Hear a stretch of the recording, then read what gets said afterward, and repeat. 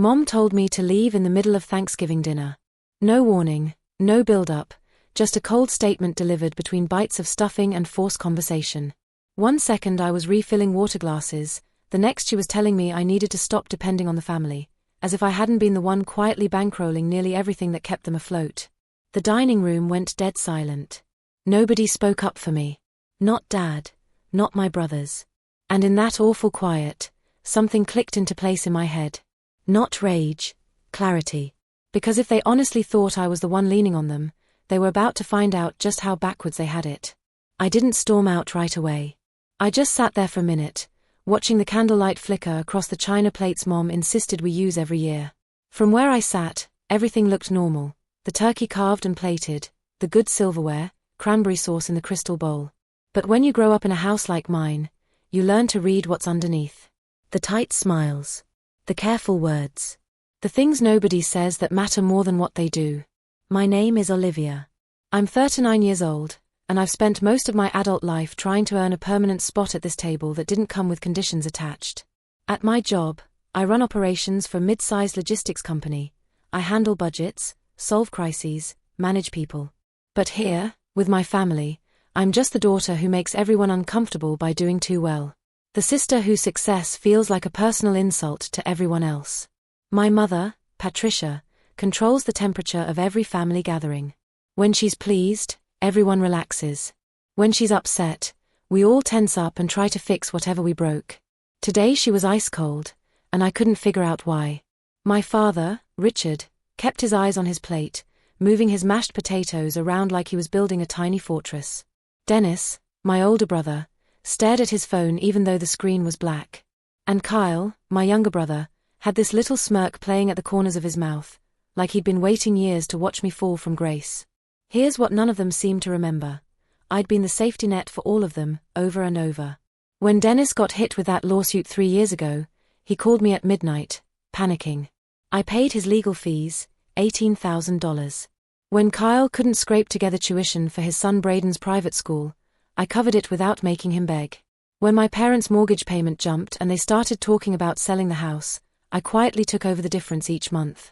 I did it because I thought that's what family meant, lifting each other up when someone stumbles. But sitting there, absorbing my mother's words about how I relied on them too much, I felt something fundamental shift in my chest. The math didn't work. It never had. I took a long sip of wine, letting the bitter taste sit on my tongue. Around me, people started talking again in these forced, unnatural bursts, like everyone desperately wanted to pretend nothing had just happened. But something had happened, something that couldn't be undone. And as I watched them avoid looking at me, I understood this wasn't the start of things falling apart. This was just the moment I finally saw clearly what had always been true. The rest of dinner felt like waiting for thunder after you've already seen the lightning. You could hear it in how carefully people chewed, how Dad's breathing got shallow whenever Mom shifted in her seat, how Kyle's leg bounced under the table like he was enjoying some private joke. I stayed quiet, not because I was scared, but because silence shows you who people really are when they think you're not paying attention. Patricia kept talking like everything was fine. She commented on how moist the turkey came out, asked if anyone wanted more green bean casserole, mentioned that the neighbors were repainting their shutters. She didn't look at me once. That was her specialty. She didn't yell or throw things. She just erased you. And being erased by your own mother cuts deeper than any insult could. Eventually Dennis cleared his throat. Mom's got a point, Liv, he muttered, studying his fork like it held the secrets of the universe. You've been kind of distant lately. Maybe some space would be good for everybody. Distant. That's the word people use when they've forgotten the last dozen times you showed up for them when nobody else would. I didn't answer. I just watched him squirm in his seat while my silence pressed down on the table heavier than any words I could have thrown back at him. Then Kyle jumped in, swirling his beer bottle in slow circles. Look, if you're going through something, just say it. There's no shame in needing help. His tone was so condescending I almost laughed out loud. Needing help from them. The irony was so thick I could have cut it with the serving knife. Before I could respond, Patricia's voice sliced through the tension again, soft but sharp as a razor. Olivia, sweetheart, we can't keep pretending everything's fine. You depend on this family too much. It's time you stood on your own 2 feet. There it was, the full accusation, laid out like facts instead of fantasy. She said it slowly this time, deliberately, like she wanted each word to sink in deep and leave a mark. And the worst part wasn't even what she said. It was how the others just let it hang there in the air. Nobody questioned it. Nobody asked her what she meant. Their silence wasn't confusion. It was agreement. That's when everything inside me locked into place. Not a breaking point. This was the opposite. This was the moment I stopped breaking for them. I excused myself to the bathroom, moving slowly, deliberately. Inside, I stared at my reflection in the mirror over the pedestal sink. The woman looking back at me seemed familiar but distant, like someone I used to know years ago. Not because I looked older or tired, but because I'd finally stopped lying to myself. I wasn't being pushed out of this family. I'd never really been let in. When I came back to the table, nobody noticed. My chair scraped softly against the hardwood floor, but not one person looked up. Not even Patricia. That small moment told me everything I needed to know. I picked up my coat from the hall closet, draping it over my arm. Patricia finally glanced over, but her expression wasn't concern, it was irritation, like I was disrupting the flow of her perfect holiday. "Where do you think you're going?" she asked, her tone clipped. I met her eyes, keeping my voice calm and level. "Home." For just a second, something flickered across her face, maybe confusion, maybe even a hint of fear, before she shut it down and smoothed her features back into that mask of control. Nobody tried to stop me as I walked to the front door. They didn't understand yet what was happening. But they would. The November air hit me like a cold slap of reality as I stepped off the porch. I walked to my Honda Accord without looking back, not out of pride or anger, but because I didn't trust myself to give them even one last glance. They hadn't earned that much from me. My hands were steady when I unlocked the car door, steadier than they'd been in years. The engine purred to life, and I pulled away from the curb while the house lights glowed warm and golden behind me, full of people who didn't even realize what they just lost. By the time I reached my condo downtown, the numbness had burned off, replaced by something quieter and sharper: resolve. The kind that doesn't come from anger but from finally being honest with yourself about what's real. I stepped inside and closed the door, letting the silence wrap around me. My place had always been my refuge, the one space that was truly mine. But tonight it felt different. It felt like it was waiting for me to make a choice. I didn't cry. I didn't pace around ranting to my empty living room. Instead, I walked to my bedroom, pulled my laptop off the nightstand, and sat cross-legged on the bed. The screen's glow lit up my face in the darkness as I opened tab after tab, the digital trail of everything I'd been paying for, month after month, year after year. My parents' mortgage difference. The cabin upstate's utilities and maintenance. Braden's tuition payments. The list went on, and seeing it all compiled in one place felt like watching my entire adult life reduced to numbers. Stark, simple, undeniable. I hovered my cursor over the auto-pay settings for my parents' mortgage contribution. Then I clicked cancel. Not out of spite. Out of necessity. They told me to stop relying on the family. So I was doing exactly what they asked, in the most literal way possible. The cabin bills came next. Gas, electric, water, internet. Services I'd been funding for a property I hadn't been invited to visit in over 2 years. They treated it like their private vacation spot while I kept the lights on from a distance. My finger clicked through each account, ending subscriptions that should never have been my responsibility in the first place. Cancel. Cancel. Cancel. Each confirmation email felt like releasing a breath I'd been holding for 20 years. But the final piece came when I opened a file I hadn't looked at since the cabin transfer went through. My attorney had insisted on including a reversion clause in the paperwork when I'd helped my parents buy the place outright. At the time, I'd agreed because it seemed like smart legal protection. Now it felt prophetic. The clause was clear: if the property was ever contested, if my parents tried to exclude me from decisions about it, if they violated the terms in any way, ownership would automatically revert back to me. No court battle, no negotiation, just a clean legal consequence. I leaned back against my headboard, letting that reality settle over me like a heavy blanket. They thought they held all the power. They thought I was the one who needed them. But the truth had been the exact opposite all along. I closed the laptop and set it aside, the room falling dark except for the city lights filtering through my blinds. This wasn't revenge. Not yet anyway. This was preparation. Because the second they realized what my silence actually meant, everything was going to shift. And I was going to be ready. 4 days passed before my phone rang. Not with an apology, not with concern, with entitlement. Kyle's name lit up my screen. I let it ring 3 times before answering, just long enough for him to feel the delay and wonder about it. "Liv, what the hell did you do?"